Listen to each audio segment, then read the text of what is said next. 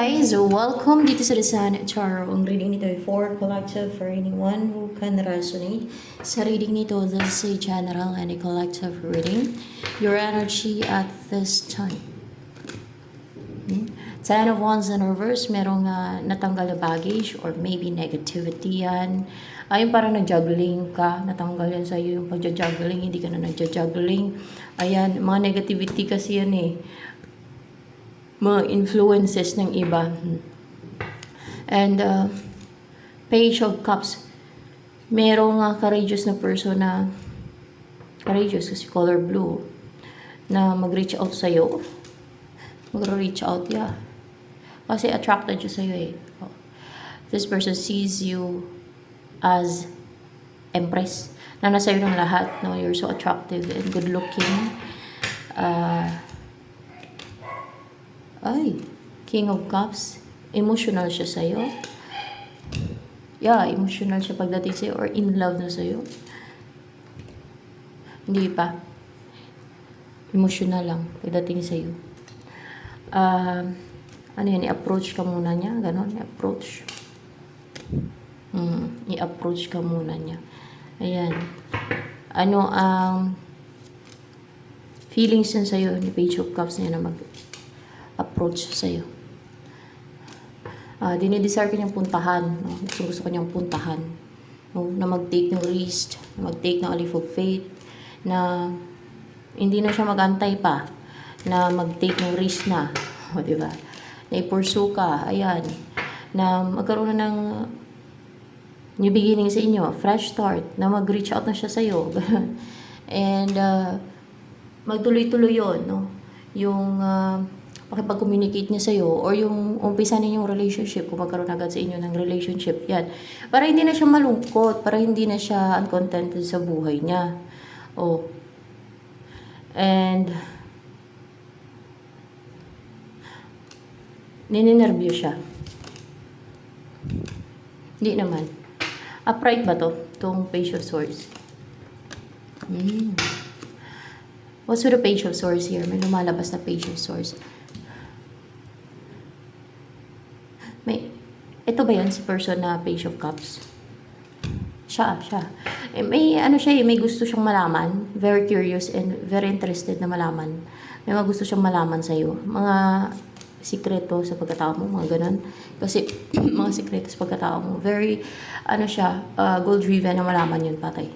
Yung mga sikreto sa pagkatao mo, mga ganun. O kung ano man yung interested siyang malaman about sa'yo. Ano pang in-embody mo energy ngayon?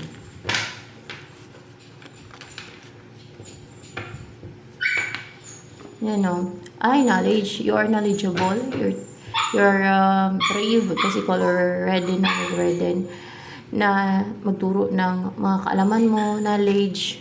Information.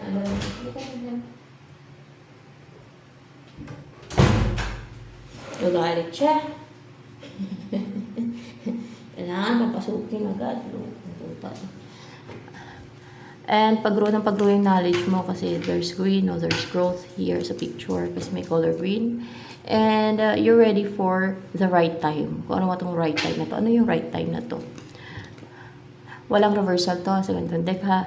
Yung mag-guide, mag-counseling ka or mag-advise sa iba o yung magturo ng knowledge sa ibang tao. Hindi. Na magturo ng mag-guide, mag-advise, ganon. Ayun. Hindi yung magturo ng knowledge sa ibang tao.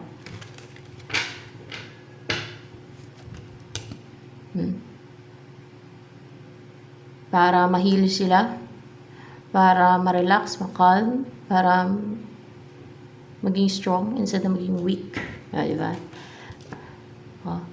And ikaw ba to? Yung ganyan? Hindi. Sila nga to para maging strong sila, ma-heal, mga ganun. Ma-rejuvenate, ma-calm, yung being nila, ma-relax. No? And para magkaroon ng hope pati, di ba? Ganun yung purpose ng advice, pag-advise, and pag-guide sa iba. Ako lang, ayaw ko ng ganun na gagawin eh. Yung magturo, yung advice, mag-guide sa iba. But, ano talaga yun eh, parang calling ko din talaga, yun sa akin ha. Ako ayaw ko ng ganun, pero parang calling ko din talaga na ganun ang aking gagawin. Pero against ako kasi, maraming taong selfish, no? At gahaman pa na yung mga tuturo mo sa kanila, gagamitin nila against you. Yan, at alam yung pinapairal ng inggit, pagkagahaman, at ganid, no? Because I have heard it so many times na ganun ang maraming tao. Maganon ang maraming tao. As in, red flag talaga. There is union here na mangyayari. There is union na mangyayari.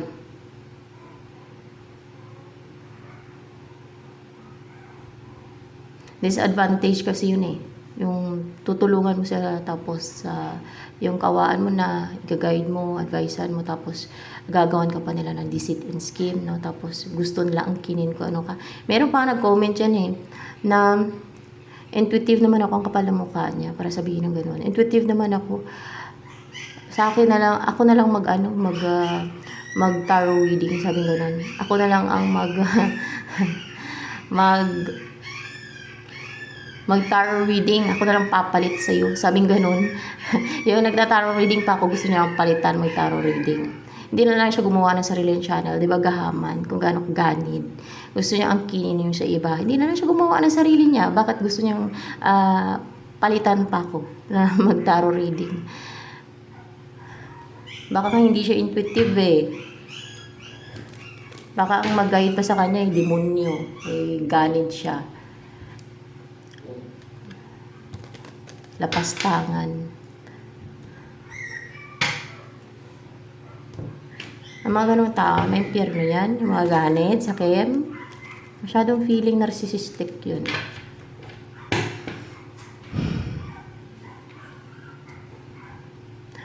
There's union na mangyayari oh. There's union.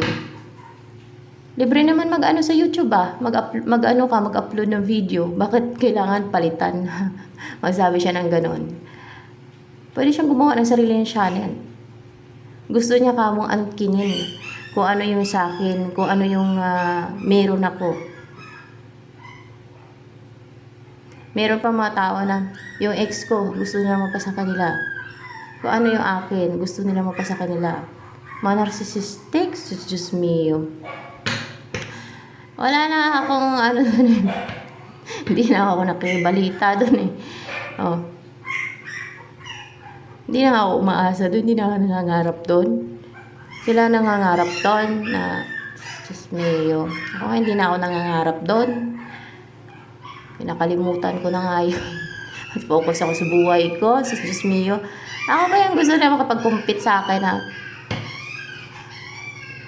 naghahanap lang sila matapon sa impyerno. Yun ang hinahanap nila.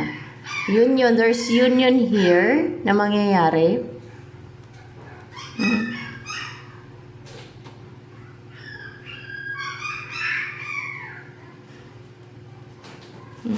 May union. Sino ito magkakaroon ng union sa inyo? Itong si Page of Cups. Hindi. Si King of Pentacles. Hindi. Sino yung magkakaroon ng union sa inyo? Or maybe you're united with the Holy Spirit right now. Hindi. May union na mangyayari to. Sino yung person na yun na magkakaroon ng union sa inyo? Yung mag-i-invest sa'yo. Maybe isa sa mag-i-invest sa'yo. Ayan o.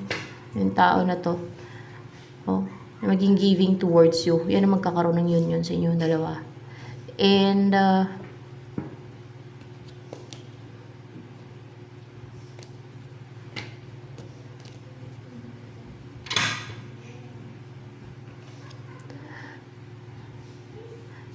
clouded yung judgment niya ngayon. Pero yun ang mag-i-invest sa'yo.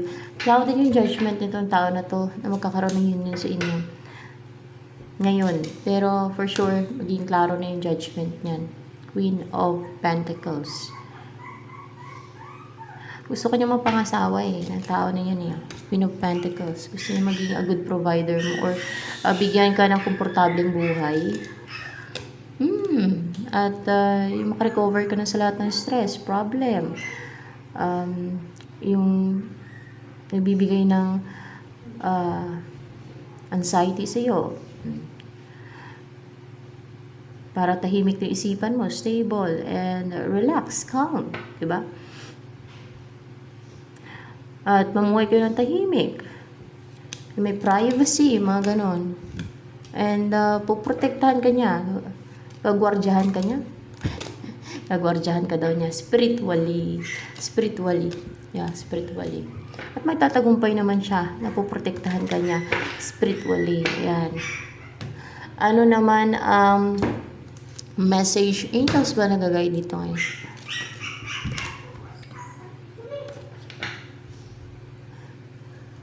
Merong mga tao na gano'n na gusto makipag-compete. Kasi hindi ako may iling makipag-compete, guys. Sa mga ano. Yung natunugan lang nila na may nakagusto sa akin na sikat. Sa Korea. Dati pa talaga, madaming na, basta may mga nagkakagusto talaga sa akin, mga Korean heartthrob talaga. Dati pa nung sa hotel ako talaga nun, may nagkakagusto na talaga sa akin nun, ng mga ano dun.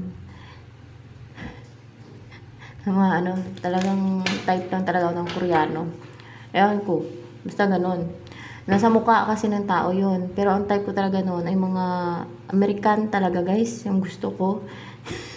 Kasi puti. Gusto ko makinis kasi yung mga American. At basta type ko talaga noon pa, American. Hindi ko naman kasalanan yun kung natipuhan ako. Diba? Ayun, parang kasalanan ko pa na nagustuhan ako ng Koreano. Koreano. Sikat na Koreano. Hindi na ako umaasa doon kasi sikat yun, no? Parang imposible na magkatuluyan kami noon, no? Masira lang karir noon. O kung papatol sa akin, kung ako sa bahay noon. Kasi, alam niyo naman, sa Korea, di ba? At stricto. Oh. At saka, hindi na ako nangangarap sa mga ganun, guys. O sila nangangarap kasi ambisyosa sila, ilusyonada. Yan, prangkahin ko na kung gaano sila ilusyonada, ambisyosa. Eh kung nagustuhan sila noon at may Facebook naman sila, eh di sana, di ba, niligawan sila. O kung nakakita sila, di sana niligawan sila, di ba? Hirap yung ipilit nila yung sarili nila kung hindi naman sila magustuhan at gagawa pa sila ng scheme, hindi sit. Na gusto makapag-compete, gusto patunayan ng sarili nila na through pakipag-compete. Ako yung halita nila. Dahil parang hindi ko deserve. Uy, hindi ko naman kasalanan yun kung nagustuhan ako. Ayaw ko lang banggitin yung pangalan ng tao na yun. Ng Koreano na yun. Hindi ko naman kasalanan yun. At ako naman talaga ay hindi ko naman pinapangarap na sumikat. Sila yung ambisyosa. Hindi ko naman kasalanan kung nagustuhan ako ng tao na yun. Kasi nagustuhan, nagtanong pa nga ako nun eh, ano ba nagustuhan mo sa akin? Bakit kinontak mo ako? Bakit nililigawan mo ako? Sabi ko. Hiwalay kami ng asawa ko noon. Sabi niya, nagustuhan niya daw yung picture ko, dahil sa picture ko. Ay, may filter yun. Actually, may kulam na ako noon. Hinukulam na yung mukha ko noon. Ay, nakumulam na sa mukha ko noon. Kasi ang dami tigyawa talaga mukha ko noon kasi kinukulam nila eh. Ay, itim pa ako noon. Ay, nako.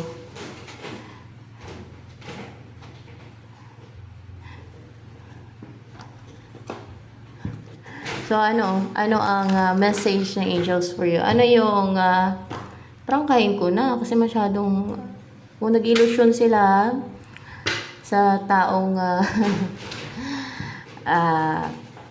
kung nag-ilusyon, magustuhan sila, nasa tao na yung magustuhan sila, di ba? Ba't pa kailangan makapag-compete sa akin? Ba't ako ang anuhin nila? Dahil hindi sila magustuhan? Hindi ko na problema yun. May tilaling na utak nila at nangangarap ng gising. Masyado ambisyosa, ilusyonada. Ako nga, hindi na ako nag-ano dun eh. Nangangarap dun eh. Hindi na ako umasa dun eh. Ay, nako, ako pa yung kapag inita nila na wala naman akong kasalanan doon kung nagustuhan ako ng tao na yon. Nasa tao kasi kung sinong type nila. Ano yung nagagay dito ngayon? Angels ba? Angels. Okay. Anong message ng angels for you?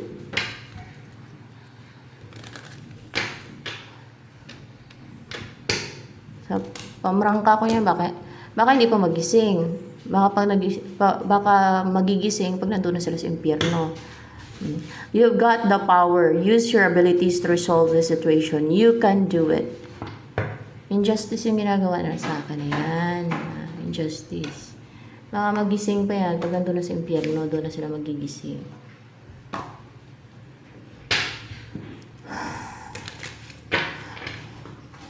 Ay, lang ba? Yeah.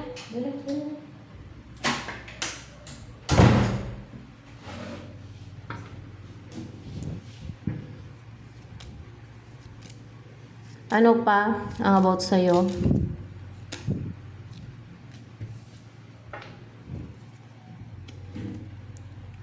Knight of Wands.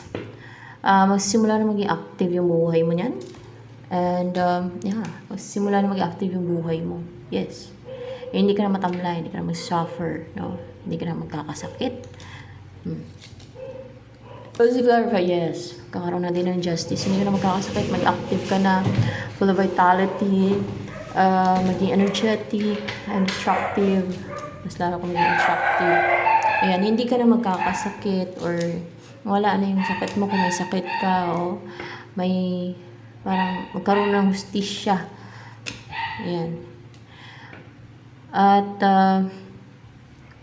may magdadala sa'yo sa malayo. Kasi dalawa yung person dito. May magdadala sa'yo sa malayo na you will find peace and harmony and maging peaceful yung isip mo. Ano ba yan? Maging peaceful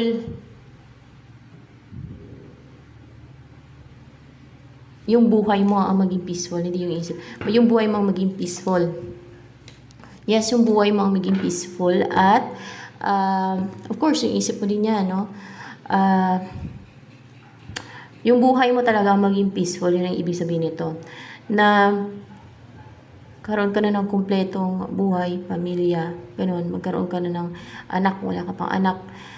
Kung wala ka pang asawa, magkaroon ka ng asawa. Basta kumpletong buhay na fulfilled ka, happy ka, you will live a blissful life, wish fulfillment, yung tinatawag na wish fulfillment. And contented ka, no? And alam mo, may pamilya, may asawa, may anak ka. Yung ganun ba, na masaya kayo and satisfied, fulfilled, ganyan. Happy family, yan. Na loyal sa yung person mo, committed and seryoso, and you will build a family together or magkakaroon pati ng collaboration sa inyo ng person mo na yan. Collaboration din. Yes, collaboration. Yes, parang pang worldwide success yung ma-achieve ninyo together. Hindi naman.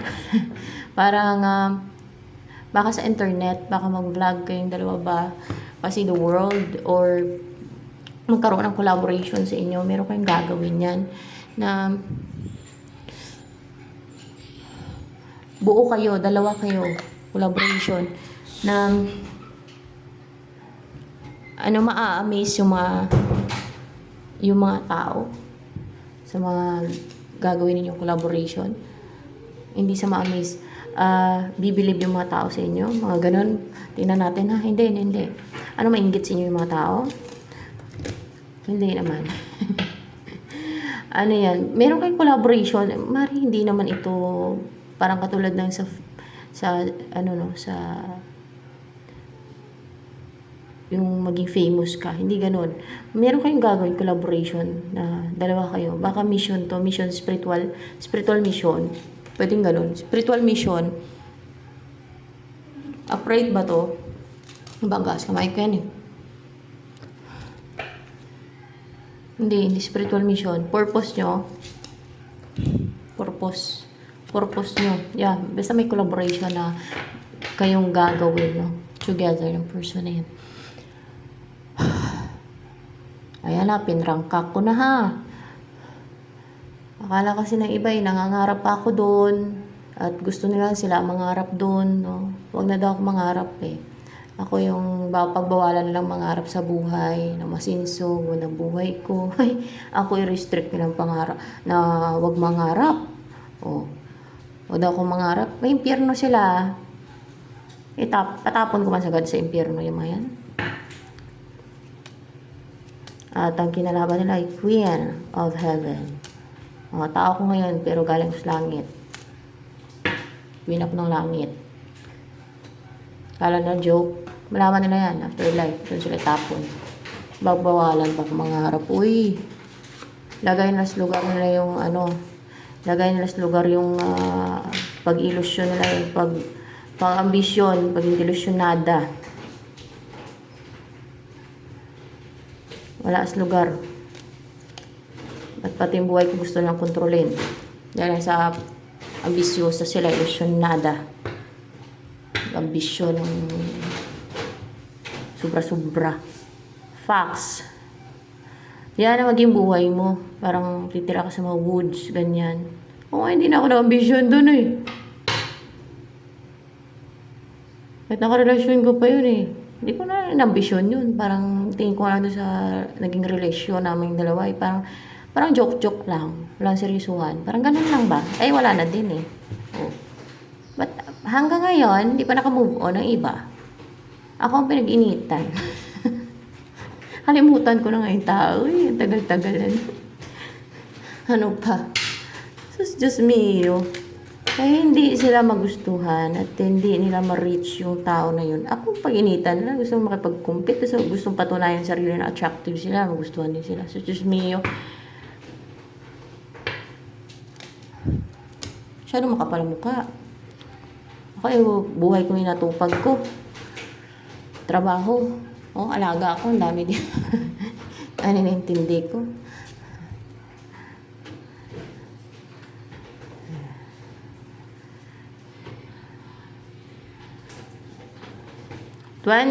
Lady. Ako ang gagawa ng deceit scheme. Sus, Diyos mio, matagal na yun. Dahil doon sa tao na yun. Mag-ambisyon sila doon, pati ako damay nila. Diyos mio. Dahil nangarap sila ng gising, ako idamay nila. Isali nila sa pangarap nila ng gising. Diyos mio. Lady.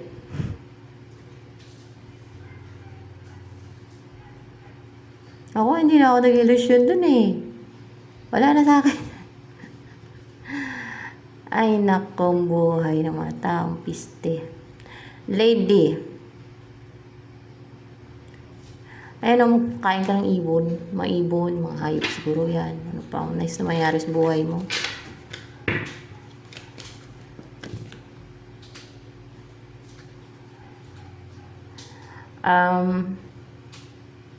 Bear. Ayan maging masaya kayo together ng person mo na yan. Ano bang gusto mangyari ng person mo na, ayan yung ito magkakaroon ng collaboration sa inyo. Ano next na mangyari sa inyo? Kakasal kayo. Pero may isa pa na emotional sa'yo na gusto mag-reach out sa'yo. So yan. Ano gusto sabihin sa'yo ng person mo na ito na magkaroon ng collaboration sa inyo? You're so attractive. Upright ba to? Yeah. Hinayan talaga siya sa'yo. Ay, mukhang may nakaraan kayong dalawa, guys. In love siya sa'yo. Mr. Hopeful siya. And, yan ang nagbibigay sa kanya ng courage and positivity. Yung love niya for you. Ni-pursue ko syempre. I think it's upright. Upright ba yan? Yung Five of Pentacles.